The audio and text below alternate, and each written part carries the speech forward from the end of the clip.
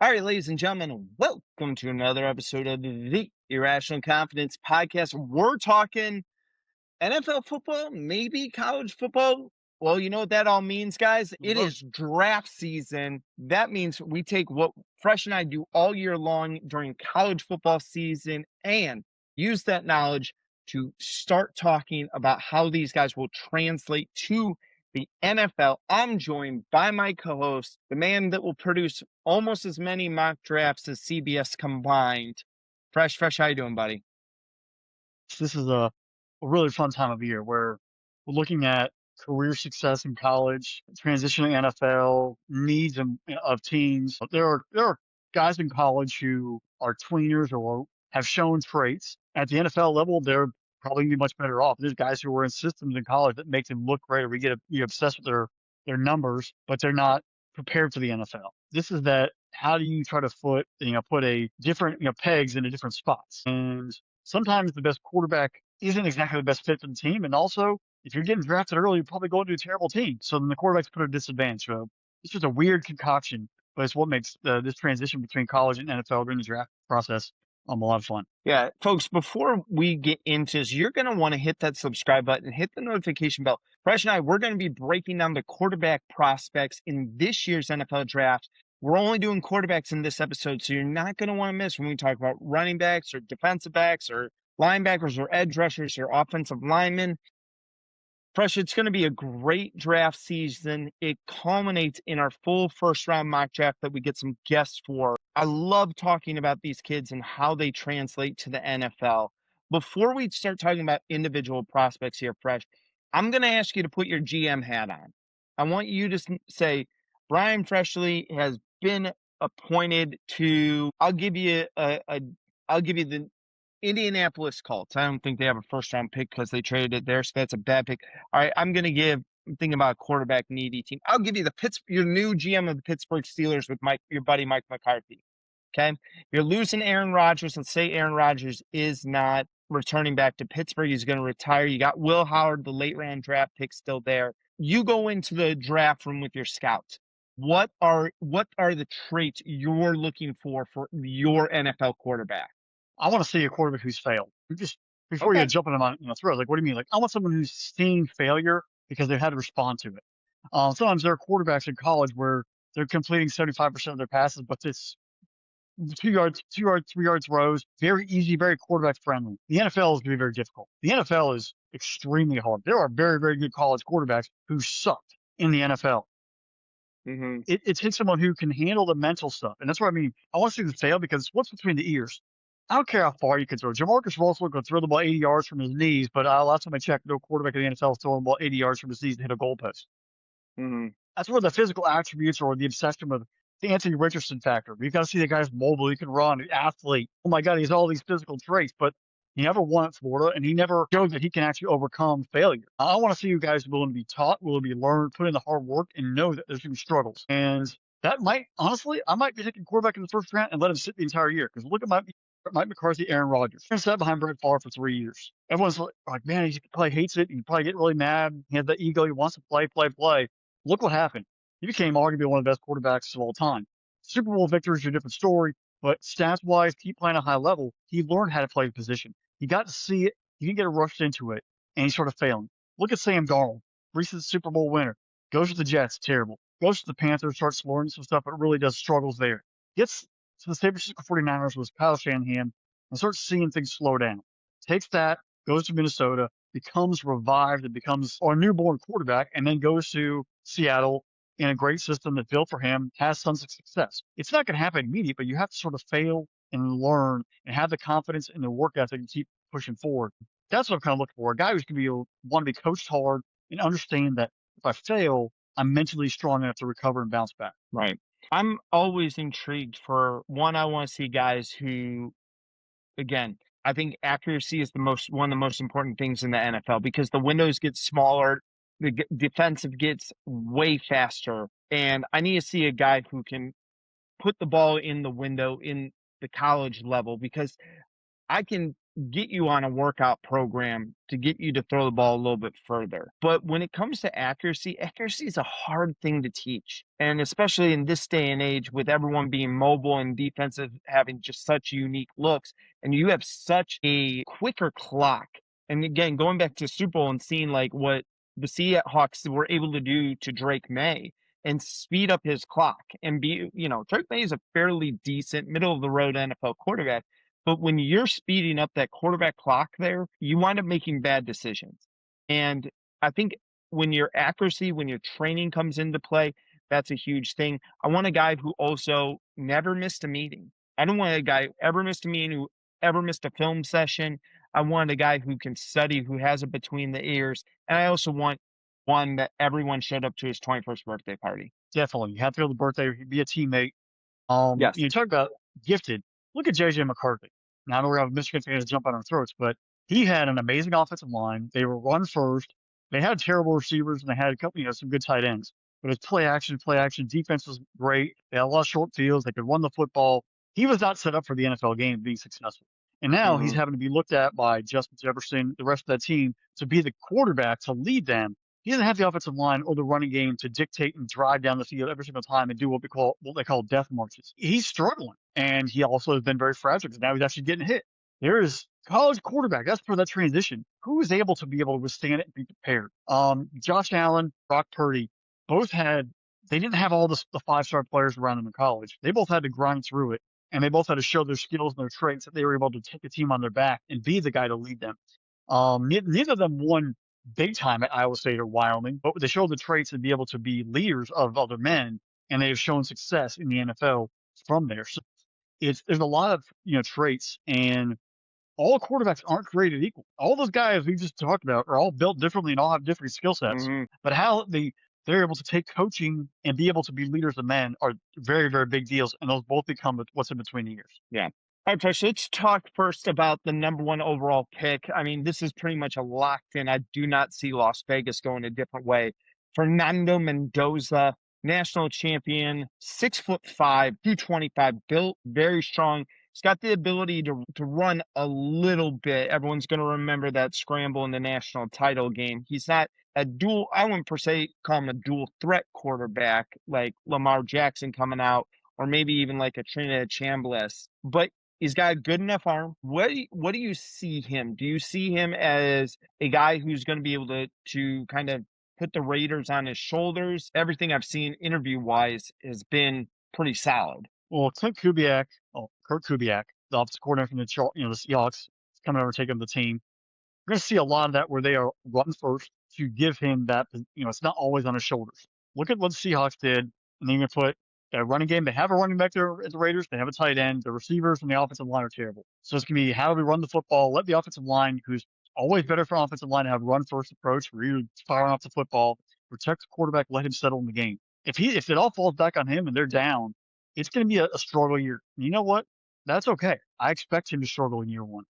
They don't have the pieces around him. That's the reason why they're getting number 1 overall pick. But how he takes this year in stride, and you're going to have successes, you're going to have failures, be resilient, and then learn from it and grow. Year 1 to year 2. And the best example, Tom Brady's obviously going to be in there a lot because he's in that front office with the Raiders. But look at Tom Brady's struggle, growing at Michigan, getting the Patriots. But more importantly, look at Peyton Manning with the Colts. He had a horrible rookie year, but he was able to keep himself steady, grew in the offense, had playmakers develop around him, and had success. This year, you're gonna want to get out there and just fight it through. I don't think they're gonna bench him. I think they're gonna number 1 overall pick. They're gonna have to play him for the fan base. So it's gonna be a little bit difficult. And he's gonna be like, hey, you know what? Take the year off, or take the first week off and first month off, and sort of 7. But he's gonna have to just take it in stride and be positive about it and learn. And they're gonna also have to do him some serious, supporting, development here, getting him offensive line, some receivers, because they can't just all fall on Brock Bowers. And it can't all fall on Genty. If he can sort of get settled and get in a timing in a rhythm, he'll be okay. It's going to be a brand new. You look at Cal, he didn't have all the talent, but they had some running backs there they were able to play some good football with. And then he went to Indiana, had an amazing offensive line, had 2 solid receivers and a couple good backs. This might actually be his worst talented offense. Tongue in cheek there, but he's not going to have all the elite, in his mind, experienced elite talent on the squad. So he's going to have to make some plays, but also learn from it. The Raiders, they need a quarterback. They haven't had a franchise quarterback. Derek Carr was okay, but even then, he had no supporting cast around in the end. It's the Raiders. There's always been a functional problem, and they haven't really had a quarterback in a long, long time. Maybe honestly, Rich Gannon is probably the last legit quarterback they've had. Right. That's saying something. This team, they're going to have to embrace the development and embrace the support, and don't rush him. Year two, we'll see what Mendoza's all about. Year one, there's going to be a lot of chaos, a lot of people throwing different, formations at him and different blitz packages. Take in stride, build some confidence, and grow. But don't be down on it. And if we've seen from interviews, he's a very upbeat guy, and that might actually play to his strengths of being positive, learning and developing, and listening to what Tom Brady, listening to what Kubik has to say, and growing from there. Yeah, going with Mendoza here, if I'm Las Vegas, I got Mendoza at 1, and I'm gonna see looking at that 33rd pick in the second round, I'm pairing him with a young wide receiver. I'm pairing him with a young wide receiver out of this draft class, probably at first pick in the second round there, if not at absolute latest at that first pick in the third round with them. And I hope I don't have the draft order right now in front of me. I think Las Vegas has all those picks still. So I'm Yeah, I don't worried think they that have the 33rd. I think they have like the 34th or 35th. They flip the second, gets the first pick, but still, in the top 30, you will take top 37. They're going to have yeah, picks. yeah, Now, within I will the ask you this first question: three. would you, given his success with Omar Cooper Jr. or Elijah Surratt, would that be a smart if they're sitting there? Would you do that out of the familiarity standpoint? Maybe they're not the most talented of all the guys still on the board, but if you have some guys they've already had that practice time with, they have that understanding, they've had success, that might help in that learning curve for both of them because they already had that rapport. I think it depends on where it's at and where I'm picking at. If there's been a run on wide receivers at the latter part of the first round, let's say, because in our eyes, but without giving a bunch away in our wide receiver episode here, I don't know about you, Fresh. I have four like for sure wide receivers in the first round in my mind, with about 2 or 3 guys who are like fringe dudes, who are first round, early second round guys. Probably would lean more second round with them. But let's say, GMs who know more than I do go a run on a wide receiver. Chris Bell out of Louisville has been taken in the first round. That's how crazy we've gotten here. And I'm looking at Surratt in that early second round. Absolutely. I definitely think I'd be willing to take a look at the kid. If Surratt's still on the board in the third, definitely. Absolutely. I think I'd like Surratt better than I would like Cooper. I know Cooper is the one that's going to be like, they're going to show that catch they has against Penn State. He'll have blue in the face. But I think you're right. I think that it would go a long way for the front office of the Raiders to pair one of his Indiana teammates with him if possible. Like, I wouldn't go out of my way. I wouldn't overdraft a dude. Like, for an example, again, let's say the reverse is true. Let's say there wasn't a run. It's Jordan Tyson, Mekhi Lemon, and Carnell Tate that's gone in the first round here. And I'm sitting there in the early second round, and I'm looking at Denzel Boston out of Washington. I like the height. I like the size, the ability there. Right. And he's got a little bit of speed with him. Even in our guy, I'll throw this one out there. Chris Brazil out of Tennessee with that 6'5", 4'5". I mean, he's more of a straight line burner type of dude. But you have the guys, you have Bowers, you have Genty. We've seen Tennessee receivers under Josh Heupel not do anything in the NFL. I think they're going to probably shy away. That's going to hurt him more than anything.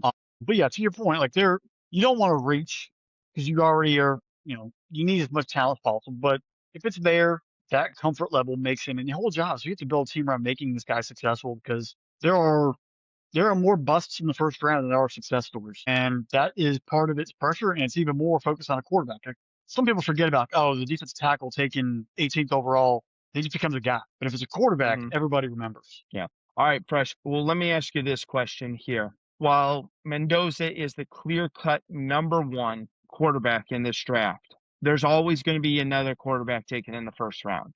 Heck, Anthony Richardson was taken number 4. That's still blows my mind that he was taken that high. J.J. McCarthy taken in the first round. Which one of the guys after I almost said McCarthy there, after Mendoza, Ty Simpson, Nussmeier, Beck, Klubnik, who's the next guy? Well, this quarterback class is a development quarterback class. It is. There are even then Mendoza, I'm still kind of like, oh, it's a 1-year wonder at Indiana. He has flashes. He's probably the most polished, but whatever, a couple years of Cal, he was just a guy. The 1-year burst up is pretty heralded. And that's a lot of expectation to play out. The number two, I'm going to do it like this. Carson Beck has physical skills. Walk off the bus, he looks like an NFL quarterback. But on the field, we've seen him play. And when things Mhm. are going bad or there's suspects, the wheels just fall. And at the NFL, defenses are faster. And they're going to throw much more, creative looks at him. And that is, if I'm a coach, do I maybe like a bottom 3 pick because you're getting the fifth year option with the first round makes some of these quarterbacks get drafted higher than they should. Exactly. And because everyone's desperate to get a quarterback. Garrett Nussmeier, he has been up and down, has some injuries in there. And you can also make the case, but he had a lot of talent with him, individual talent players at LSU that makes him look better. Offensive line, we saw Will Campbell at times look good, at times he looked horrible. I think he obviously has his family name is a pedigree from coaching perspective at the quarterback spot, so you might know from more of NFL's, preparation element. Ty Simpson's interesting, but at Alabama, there were times where he faded down the stretch. It's like I said, it's a developmental group. Cade Klubnik, no way. If Pavi has taken the first 2 days, that GM should be fired before that Saturday morning starts. I would take Ty Simpson right now at this initial stage of the review because I think he's a little more polished at the quarterback spot. I would put Carson Beck 3 and Nussmeier 4 if I had to rank those 4. But still, there's a gap even from 1 and 2. Simpson, I think, will get taken late first. I could see the Jets because they have a plethora of picks trading up into the first round because they have a serious quarterback issue and going after Ty Simpson. Because they have tons of seconds and tons of thirds and they have 2 firsts and they have enough capital to make a move. But I think the Jets grab Ty Simpson late and grab him. It's going to require that coaching staff that they have there. They're going to have to really put some effort into getting in supporting cast and not just Garrett Wilson, and get some other receivers there to help, but and also just give him coaching to develop him and not expect instant results week 1. Yeah. Ty Simpson makes me nervous. And it was earlier in this year, it was during the season. It's one of those things that once you see it, you can't unsee it. And I was listening to, I can't remember who it was, whether it was like Dane Brugler or someone like that on CBS. And he pointed out that Ty Simpson, when he's in the gun, takes a 5-step drop. That at one point, and I believe it's out there on Twitter that you can see, that he is 11 yards in his drop behind the line of scrimmage. And he's having to do that because of the offensive line they had. And even then, he's still not like reading the defense fast enough to make a decision. Now, again, people are going to look at this, they're going to play on the tape and they go, well, it's Alabama. Well, yeah, Alabama has above average skill players. They should have an above average offensive line. And it showed me that at times he wasn't uber confident of where he was going to go with the ball. So I actually have Ty Simpson in my rankings as quarterbacks a little bit lower than a lot of people being expected. I think I don't love Nussmeier at 6'1" and barely over 200 pounds. I feel like he dealt with injuries at LSU. I'm worried if he starts taking some hits at the NFL level. I like Nussmeier talent-wise slightly better than Ty Simpson, but I have Nussmeier as my number 2. And I think, having a dad that's an OC, being able to, hey, this is how you read defenses. He's had that training over his life. And again, goes back to fitting some of the stuff you were saying here, Fresh. He did look good in the Senior Failed. Bowl. He Come back did. from injuries. He did look good in the Senior Bowl. Right. So I like Nussmeier more than I like Ty Simpson because again, once I saw someone point out that 5-step drop out of the gun, and then I know people are going to be like, well, look at all these quarterbacks that do it. I was like, right, but And that's we're not not actually talking about the hinging point there. a whole Let's franchise. look at his coaching staff, and I want to in comparison because the same head coach, Coach Michael Penix Jr. at Washington, was the offense the same under Penix Jr. If it's the same, that's a comparison. That's more of the coaching system. If it's different, that's his own individual. So that's an Right. element to look at because Brian Grubb and Kalen DeBoer coached Michael Penix Jr. at Washington. So if you want to get a comparison of traits and show who's more NFL ready or what they do, look at game film of both of them in college, folks. Mm-hmm. Even think about that. I'm gonna look at that a little more now because They're going to run traditional shotgun. Penix Jr.'s taking 5 steps on the same, snap. That is a scheme thing. And that's one Kalen DeBoer having no trust and hoping receivers just get open and giving more field. Because then he thinks he's creating more distance for his quarterback and buying him more time to let the routes, create and develop. But from an NFL standpoint, that is not how it's played. And to kind of follow up, though, you can't really get mad at Kalen DeBoer. His job is to win college football games. His job is to get you drafted. What you do in the NFL is up to you. And I think that's another thing we also have to learn is college coaches, their job is to win in college. They get you drafted high to look good for recruiting. Once you do in the NFL is what you do in the NFL. Their job is to win here, and however they can win here, that's what matters. So sometimes they translate, sometimes they don't translate. You have to unlearn what you've learned in a way to be successful at the NFL level, or vice versa. All right, Press, I'm going to give you a guy that I think will have a better NFL career than he had college career. I think the natural talent is there, but I think if you could give him a time machine, go back in time and let him commit to a different school with the knowledge of how his college career would play out and the coaching he would receive at the college level. Not to say that this guy wasn't bad. I think that we saw a natural ability early on, never took the jump that we maybe expected him to. You think Drew Allar?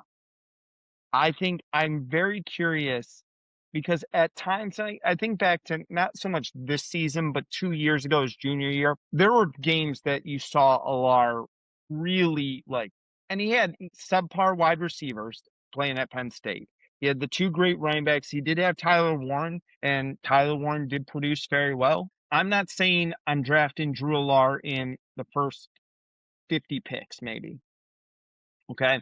But if he's sitting there staring, if I'm a team that maybe has an older quarterback and I can kind of use something where I could take a year or 2 and let him sit, hold the clipboard and develop and not put anything on him. Plus I have a good coaching staff. So I'm thinking of a team like the Rams, okay, where you got Stafford probably for next year, but I got McVay, who everything he touches turns to gold with his coaching staff and being able to develop quarterbacks. And what Baker has said about what he learned under Sean McVay. No, not the other guy. Messed that up there. But Drew Allar would be a really good pick in that regard because he's 6'5". He's everything that you would think a NFL quarterback should look like. And I really kind of wonder, James Franklin wasn't known for producing great NFL quarterbacks at Penn State. So here, it brings up something. Now, I know it's a movie, but you remember the movie Friday Night Lights? Yes. And Billy Bob Thornton, who's the coach, and when Boobie Miles goes down, all the players in the offense are pissed, and they're like, "Well, we're screwed because the offense was built. Coach Gaines built the offense around Boobie Miles. He didn't care about the receivers. He didn't care about anybody else. Just Boobie Miles was going to do everything for us. Everyone's going to look good." And Mike and that team had to buck up, and Mike had to figure out how to throw the football to somebody else and have confidence other guys to make plays. Now, obviously, you had Comer, the other running back, stepped up, but guys had to also rise to the occasion. They had to feel confident to play. And Mike himself had to become a quarterback, not just a glorified guy who hands the ball to Boobie Miles. He had to be a quarterback to lead the team, to make big-time throws, to run when he had to, and make decisions. Very similar to Drew Allar's situation at Penn State. You had Tyler Warren, and you had 2 amazing running backs, and we're about to see how many offensive linemen. We had 2 last year drafted from Penn State. You have another one's going to be the best guard in the draft. You have loads of offensive linemen. You have a bunch of big dudes with road grading it. You have 2 running backs at least. And you have a big tight end. You couple play actions every once in a while. You scheme up Tyler Warren in different ways. You hand the ball off. You never have to throw the ball to the receiver. What if Tyler Warren wasn't on that football field? And we saw this offense this year. Tyler Warren wasn't on the football field. They couldn't get the job done. They were terrible. There was no offense to actually get receivers. There was no game plan. Like, what am I actually to do? Well, I can't throw the ball to the same guy this time. Oh man, I don't know. You have a brain freeze. That might be like Drew Allar. You need to unlearn what you learned at Penn State. Exactly. You've got to see the full field. You have to see all the different options and know the levels in the passing game and know sometimes it's okay to run, but be able to read the defense, not just as a one read. And that's where some of them in college, we see these quarterbacks put up tons of stats. And oh man, I got to do for 7,000 yards, completion percentage of 78%, all these completions, through 60 touchdowns. It's a one read, boot out, boot out, boot out every single time. It's great. College, you have success. The NFL, that ain't happening. You have to actually go up and read the defense. You can't look over the court and the coach. Now, obviously, there's more communication in the helmet, but these quarterbacks have been paralyzed because like their coach tells them, all right, yep, your X receiver's wide open on this play, just throw it. And they just throw it. They don't read the defense. You have to be able to play quarterback and not just act. Hmm. And that's a big adjustment. And the Mike Winchell, Drew Allar thing where they have to learn to actually be a quarterback and they'll be successful. Yeah. I'm very intrigued by him because again, I went back and I just took a glance at his sophomore numbers, and sophomore year, 24 touchdowns or 25 touchdowns his junior year, 24, and then 2 interceptions that year. Again, he's barely under the 60% completion percentage, is 59.9%. But between his sophomore and junior year, 49 touchdowns, 10 interceptions, over almost 6,000 yards passing there. If you can take that Drew Allar, and I think the whole James Franklin thing started to wear on him a little bit. It's the best quarterback James Franklin had during his time at Penn State. I agree with you. You have Tyler Warren. Take Tyler Warren away. And we always kind of scratched our heads because we didn't really ever understand how Penn State was using those running backs. Like, both of us were like, well, why wouldn't you have done this? Like, that would be what common sense tells you. Maybe you're seeing something, maybe, the defense is giving you something different and you're calling this within the game. But it just, a lot of times I felt like when we would look at Penn State games, they never made sense with what they were trying to do offensively. And it could have been the defense, could have been that, but at the same time too, like it happened too many times where I start to go, maybe that's coaching, because talent coming, and again, you could talk about the guys coming out of high school when they're top 100. I think I saw on 24/7, or maybe it was Rivals. If kids are a top 100 prospect, the odds of them making like the league is like 63% or some number like that. And he was a top 100 prospect. So it means like there's talent in that kid somewhere. Someone saw something along the way. I just think that again, I like the statement you made. Unlearning what you've learned from James Franklin. I know you may love him. He may be your coach, but I don't necessarily know if he did what's best for your career. And it's kind of sad to say that. I'm curious to see where he winds up. No, but that's a very similar case with like J.J. McCarthy. And then I'm even say Tua. These guys There's were that goal. surrounded with so much talent. That the Alabama team that Tua was on, those receivers were ridiculous. He had amazing running backs. The offensive line was tremendous. He could do whatever he wanted. So of course the stats, he's throwing the ball, the guys are making plays for him, guys are running open because he was better and faster. Look what happened when he got the NFL. Yeah, he had Tyreek Hill. Yeah, he had Waddle, but him being the quarterback, it's not the same. Everyone expected the Alabama stats to show up. It's a much different game. And sometimes, back to my original point, if you struggle in college, but you have flashes of tools, it makes you more successful because you know how to fail. These are guys who didn't fail before. They're like, I don't know what to do. I know we're in the Olympic season, so I'm going to bring this up. If you ever watched the movie The Miracle, Miracle Hmm. on Ice, they're recreating the final like 15, 20 seconds of that game versus Russia. And Russia had been dominating everybody forever. And they're down 3-2. I believe the score was 3-2. And the Russian coach didn't know what to do. He never pulled the goalie to get the extra skater on the ice because he just didn't. He's like, I've never been down before in the third period. I don't know what to do to how to get the game tied. And he panicked and they lost. Not to take credit away from the American skaters who played great defense and took all this, and great saves in the net by, Jim Craig, but the coach panicked. Players panic. If they've never failed before, you're like, well, I don't know what to do when the bad goes bad. Hmm. And then bad becomes bad, becomes bad, becomes bad because they've been Hmm. around such elite talent. Playing quarterback, I think we set, for being the most valuable position in sports, in the air quotes, and I truly believe that, but I'm going to say air quotes just because people have opinions. We don't coach up our quarterbacks to be successful in failure mode. We only like, oh God, he can throw the ball 80 yards, or he can throw a tight spiral, he can throw the ball 50 miles an hour. Look at that form. He's 6'5". He stands in the pocket in shorts. We're obsessed with 7-on-7 drills. I want to see him throw some interceptions.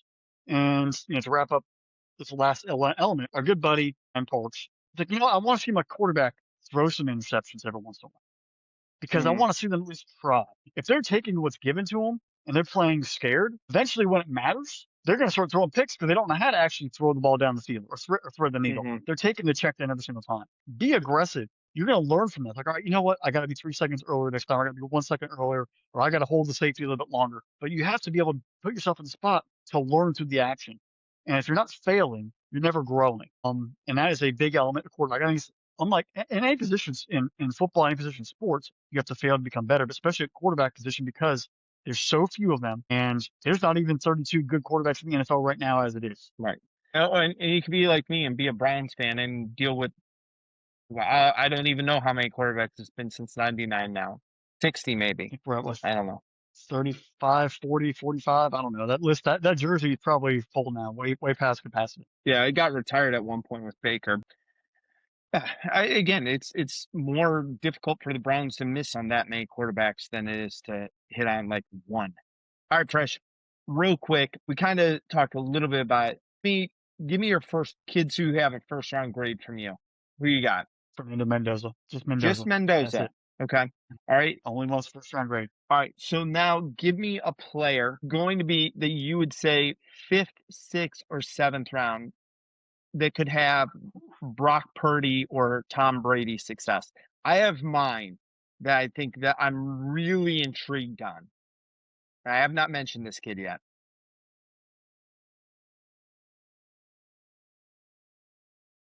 That's a deep pull. It is.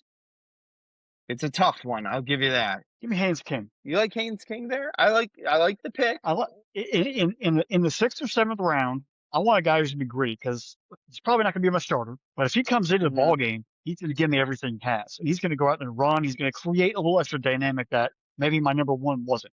I don't expect Haynes King to be my day one guy, but if he can come in and hold the game down, because I want somebody. If a guy, my number one quarterback gets hurt, can I throw you into the fire and have you get my team to be calm?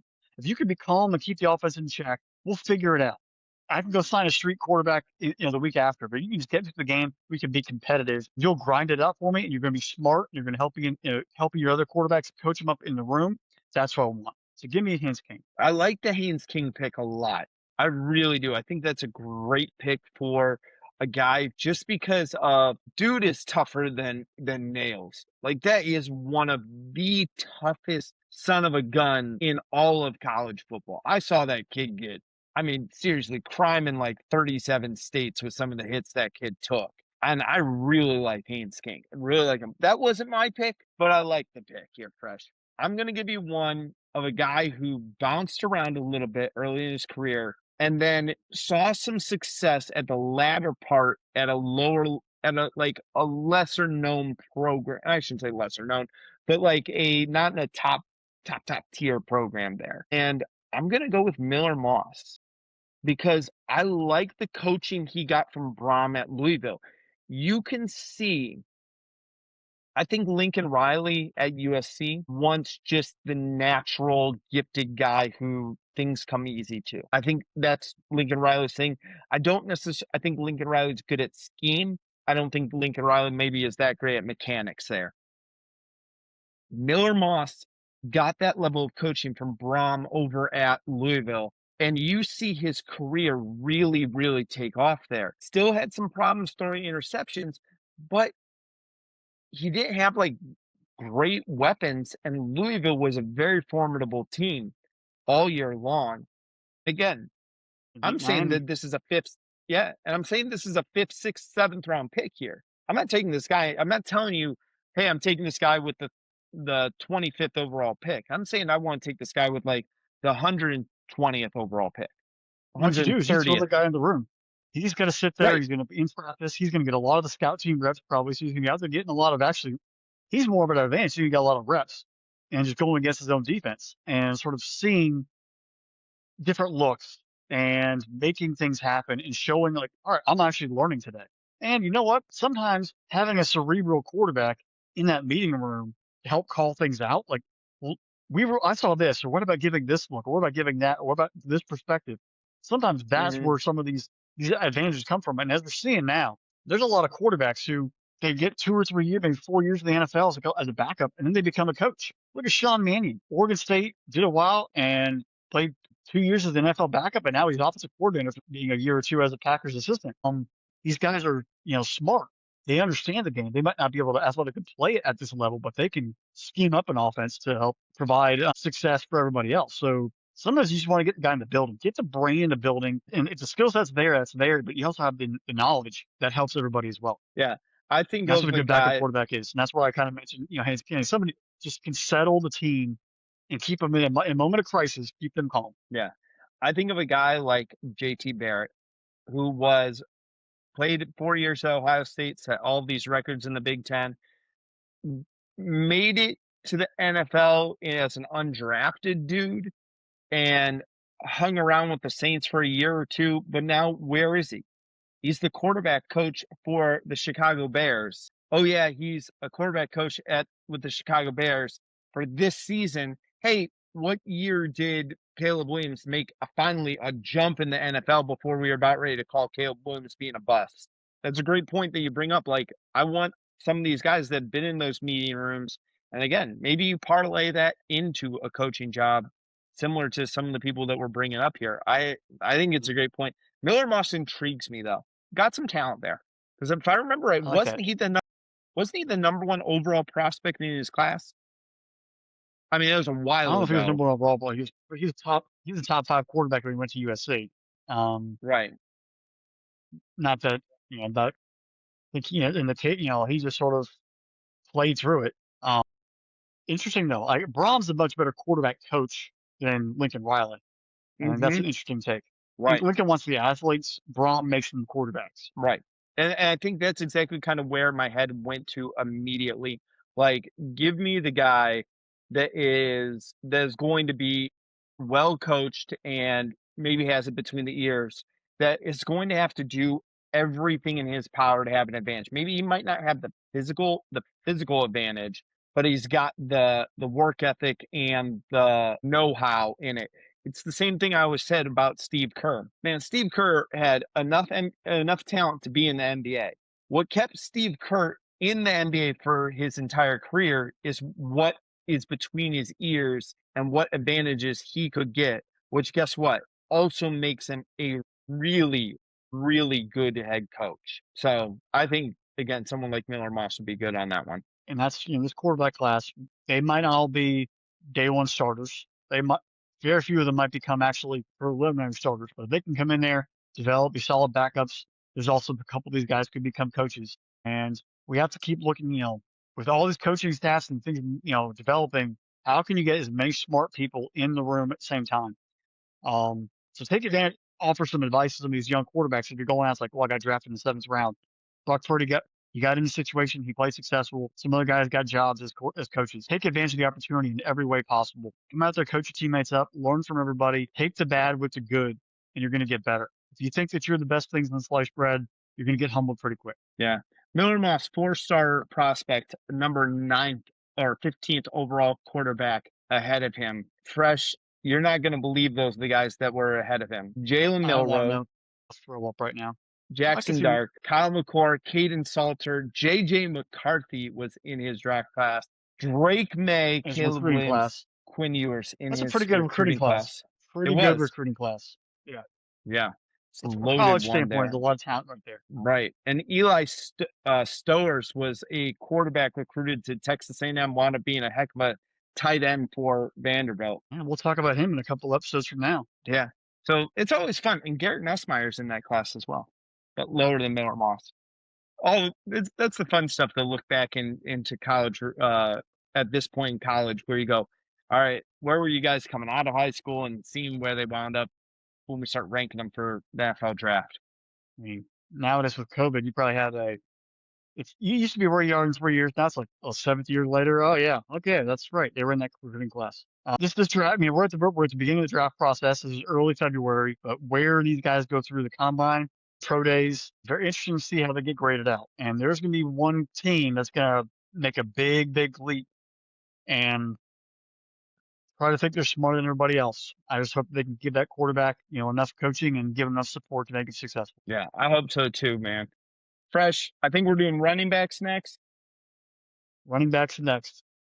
Running backs next. So, hey, before you head out of here, hit the subscribe button, because there's some very fun running back prospects in this draft. I can't wait for us to talk about some of these guys. It's going to be a blast, because really, I think that we can be very opinionated on some of these players as they come out and really, really say that these could be difference makers in the NFL. So make sure you hit the subscribe button up there. Fresh, I love this time. I love talking draft. I love talking about how these players translate to the NFL. I can't wait to do this the rest of the way. But you've been listening to another episode of Spinnable Sports, the Irrational Confidence Podcast, which is part of SpinnableSports.com. I'll get it right. It's only our first draft episode today. Make sure you check out SpinnableSports.com. Special thanks to our producer, Drew. Without him, none of this is possible. And it's baseball season, so make sure you're checking out Fresh's Power Alley podcast. Just like me, it is spring training time, guys. So I am going to get ready for the baseball season by listening to the Power Alley podcast. I don't necessarily know how much Guardians talk Fresh is going to be doing because, again, they're lying in the weeds here, waiting around.